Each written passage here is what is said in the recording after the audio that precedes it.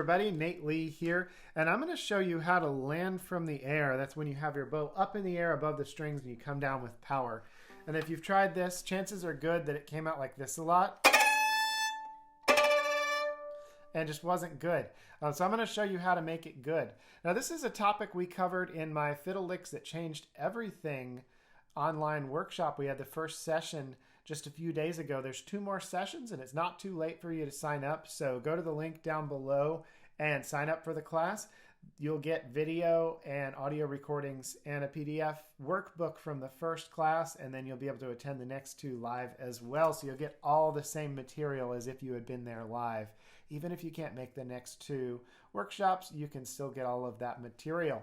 So one of the things we covered in this class was landing from the air, and I'm going to show you this right now. By the way, if you like all this type of stuff for improving your fiddling, then make sure to subscribe to this channel, click that like button for the YouTube algorithm, and hit that notification bell. All right, so landing from the air. What we're going to do is we're going to get way up here by the frog. Way, way up. If you're not sure what the frog is, it's the hilt of the bow here, the handle. So we're going to get way up by the frog and hover above the strings like this. So close to the frog that this edge right here, this little ferrule, is almost touching the E string, and you're going to be a couple inches above. And here's the key, is that our bow is like a trampoline. It's very stiff around the edges. It's not springy at all, really. But in the middle, it's very, very bouncy and loose. That bouncy, loose part of the bow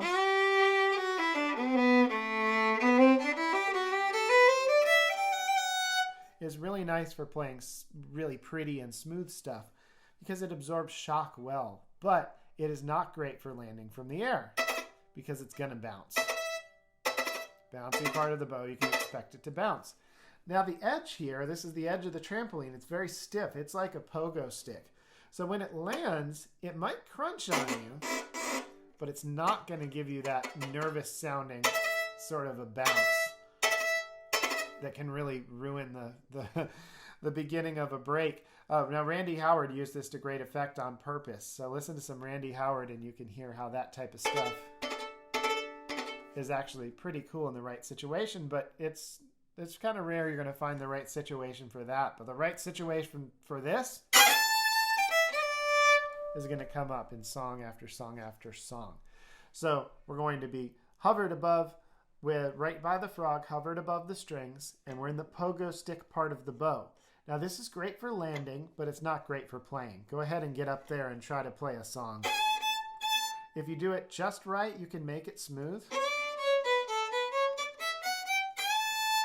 But it's really hard to do that. Chances are good when you try it, it's going to sound more like this.